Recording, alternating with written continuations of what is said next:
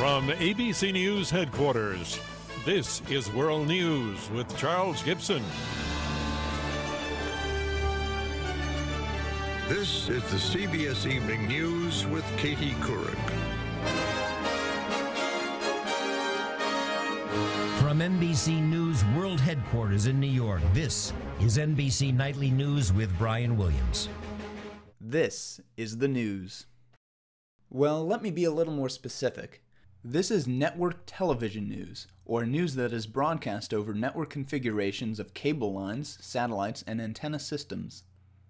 For many Americans, however, this is the news. Over 66% of Americans cite television as their main source for news, according to a recent Pew Research Center poll. This is more than newspapers or radio or even the internet, although these numbers are quickly changing. So why is television such a popular format for news? Well, for starters, television itself is rather popular.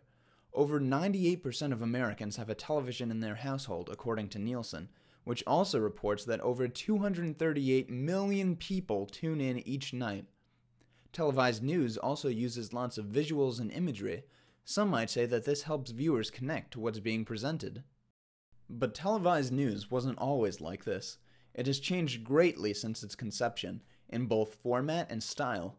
To illustrate this, we'll be going through a highlight of some of the more important developments in the history of televised news. We'll start by taking a look at some of the more significant eras of televised news. The early years, in which it was created and its standards were beginning to be formed. The introduction of cable television, when 24-hour news began to be developed. And modern day, where new technology and the expansion of the internet has led to new developments in news. From there, we'll take a look forward to where news might be heading in the future. We'll be exploring the realm of citizen journalism, where anybody can be a reporter, and we'll also show you how you can get started. So buckle up and get ready because this is the news. Televised broadcast journalism didn't really start until after World War II.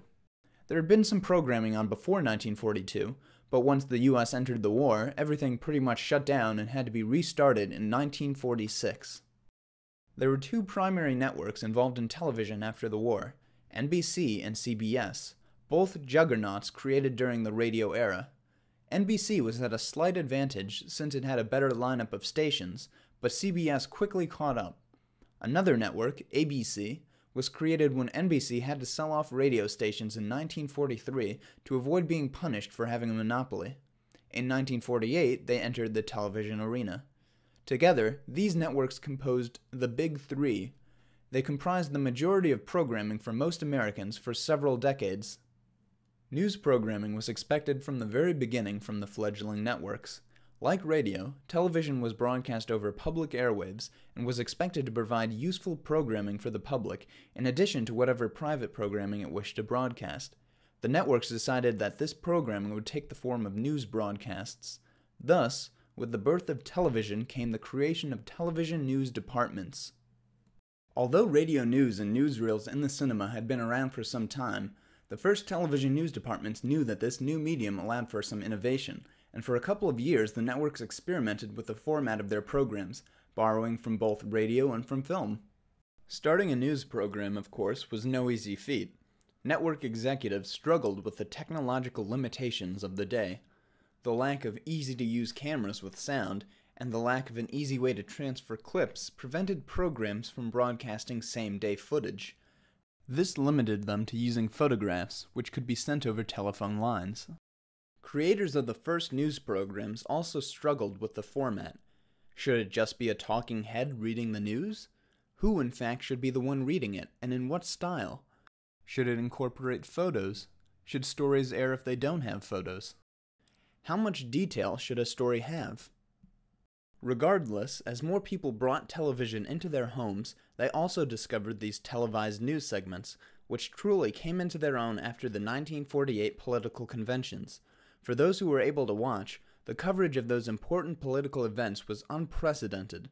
NBC and CBS, realizing just how popular television was becoming, established official daily news programs to take advantage of this interest. NBC created the Camel News Caravan with John Cameron Swayze, and CBS created the CBS Television News with Douglas Edwards. With these programs, a standard format began to develop over time. To report on the news, Swayze or Edwards would introduce and narrate photos and film, providing the audience with a visual account of what happened. When photos or film weren't available, sometimes graphics or other props would be used. Early news programs such as these were named after their sponsors, in this case, Camel Cigarettes and Plymouth Automobiles. As the sponsors of these shows, Camel and Plymouth had their products featured prominently in the broadcast. Although these news programs eventually moved away from single sponsors, the concept of advertising-supported news remained. Footage for the programs was initially supplied by outside companies that provided important news footage for theater newsreels. However, over time, the programs began experimenting with freelance journalists in various locations who would cover individual stories and send back their footage. During these early years, broadcast news made a number of strides forward. A sound-on-film camera was developed, allowing for sound to be recorded at the scene. The teleprompter was also developed during this time, and helped the anchorman to achieve a more natural speaking tone.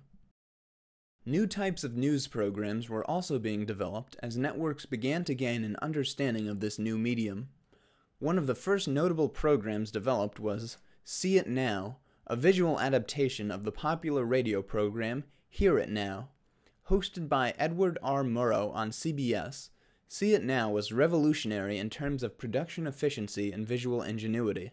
Its crowning achievement, however, came in 1954, in the midst of rabid anti-communist sentiment.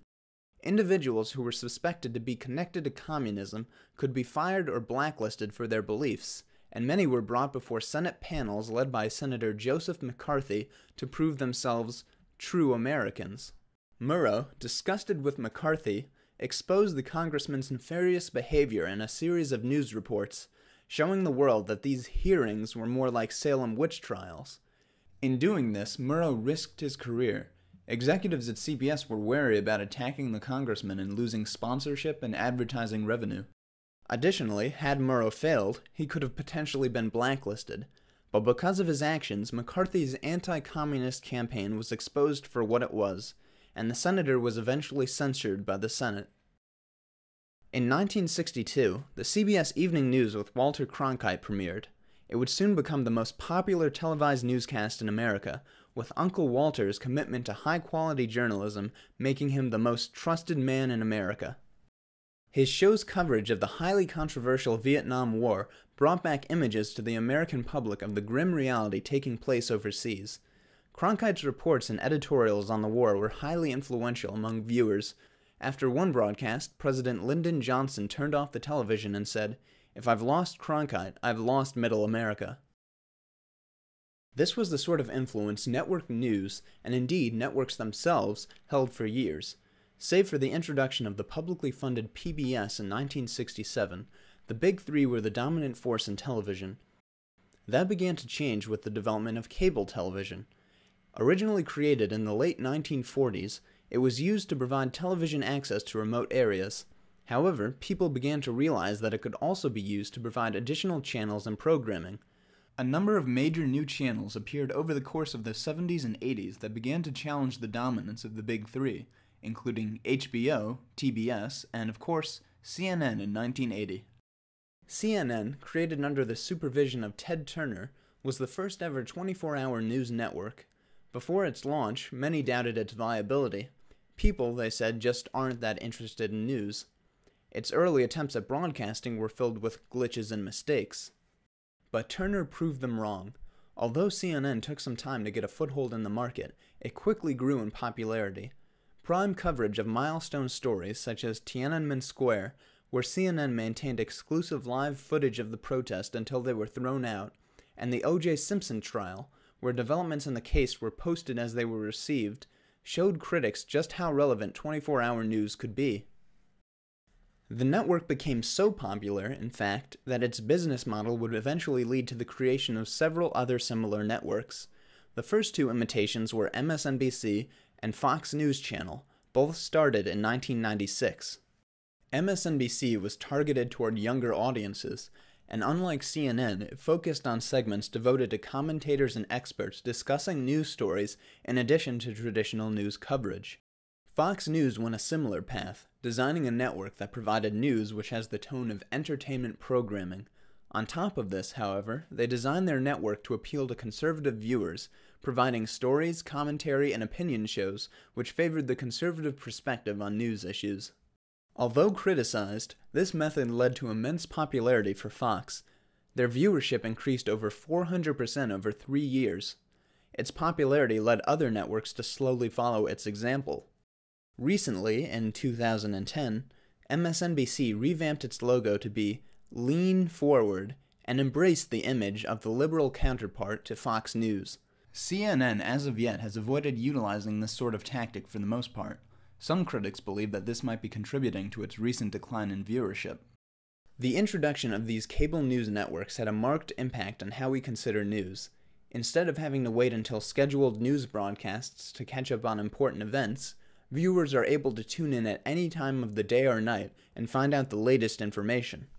However, 24-hour coverage comes with a lot of time to fill, sometimes more time than there is news to fill it with. To fill all these gaps, these networks provide a number of opinion shows and commentaries where so-called experts debate the importance and meaning of the stories going on around them. Unlike earlier news broadcasts, these programs revel in the conflict that subjectivity provides. Claims of objectiveness that traditional news utilized are solely based on providing subjective viewpoints from both sides of an issue. When such news is lacking, networks sometimes turn to subject matter that is less news than it is sensationalist material. Issues like the death of JonBenet Ramsey, Chandra Levy, and others like it rise to prominence not because of their national importance, but because of their salaciousness. Once these issues are in the national mindset, it can be hard to get them out of it. Every minor update gives commentators and anchormen new reasons to talk about it. One particular story is so popular and so often repeated that it has earned itself a title, Missing White Woman Syndrome, based on the amount of coverage the disappearance of a young, white, upper-middle-class girl is covered relative to anything else. In effect, news programs seem to be combining entertainment programming with traditional news in an effort to attract more viewers. By doing this, the networks were building on a strategy that they had developed years earlier with the creation of the magazine-style news show, popularized by the program 60 Minutes. 60 Minutes was developed by Don Hewitt in 1967 as a way to address issues that needed to be covered in greater detail than the evening news could provide. However, the program was also oriented around packaging these stories to attract as many viewers as possible. The stories emphasized drama and conflict, simplified the narrative structure, utilized rapid edits, and filtered information through interviews with famous public figures. The format quickly caught on and led to a number of imitators, all increasingly emphasizing style over substance. The blending of news and entertainment led to higher viewership and showed television executives that news could be profitable, a requirement for the big three once each of them had been bought by a larger media conglomerate. This focus on profits led to stories that would not be considered newsworthy according to earlier standards. These efforts to attract viewers had another unfortunate side effect. Confidence in broadcast journalism was dropping. Critics argued that the authority reporters had commanded in the 60s and 70s through their commitment to objectivity and professional standards had disappeared, replaced by mistrust due to perceived bias and frivolous subject matter. However, although viewers may have been unsatisfied with the quality of news programs, there was often very little they could do to influence public discourse on news. That is, until the creation of the Internet. This new technology completely revolutionized communication in general, news included. Although the Internet was available in the 90s, it was not until the turn of the century that it really began to take off, and people began to utilize it as an alternative source for news.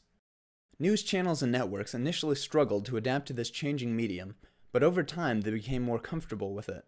They added their own online sites with transcriptions of important stories.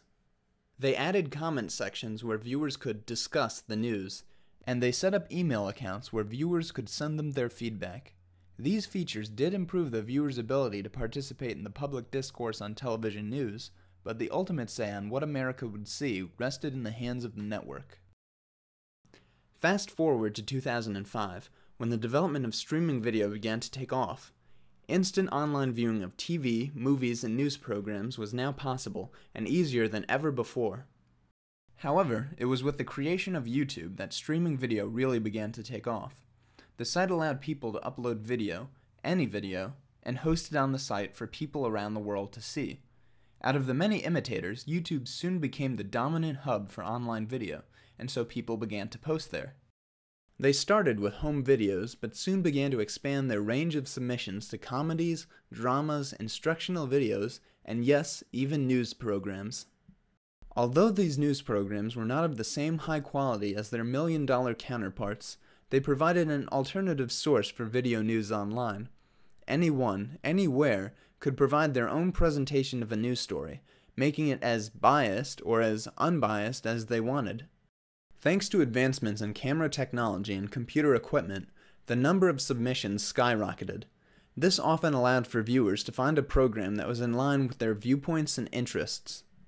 These online user-generated news programs fell into one of two categories.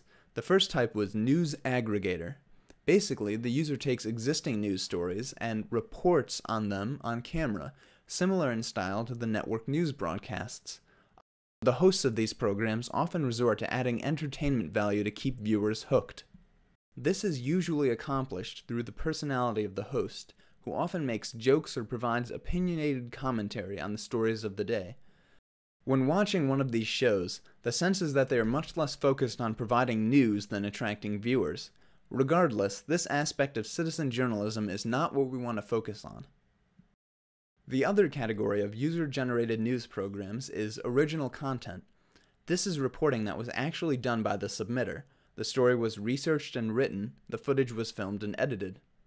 This requires a lot more work than simple news aggregation. Often, for national stories, it is near impossible for the average citizen to report on these matters. Flying across the country and gaining access to government events is just not feasible. Weather events are probably the most popular subject of citizen journalism to be posted to YouTube. Floods and tornadoes are easily seen as newsworthy. Less frequent but also posted are stories on important national events that the user happens to be nearby for. Protests, demonstrations, conferences, parades, and so on. Often, people living in places like New York or Los Angeles have a greater chance of filming such an event due to the propensity of important events that occur in big cities. In certain cases, major news networks even use some of the footage from these citizen reporters to supplement their coverage. CNN and Fox News both have smartphone apps where you can upload videos of important events instantaneously to possibly be featured in their broadcast. However, because of the difficulty of focusing on national issues, the best citizen journalism tends to focus on local issues. These are stories that citizen reporters cover in their hometowns. The subjects can vary widely, from events in the local government to the opening of a new homeless shelter to the games of a high school football team. This kind of local citizen journalism is important. It allows the public to take an active role in providing news and provides for a wider variety of sources and coverage of events that full-time journalists might not have time for. Video journalism has changed quite substantially since the early days of television. No longer is it the exclusive privilege of reporters at major networks. With a camera, a computer, an internet connection, and a little training, anyone can be a video journalist. In the next set of videos, we'll be showing you everything that you need to know in order to get started.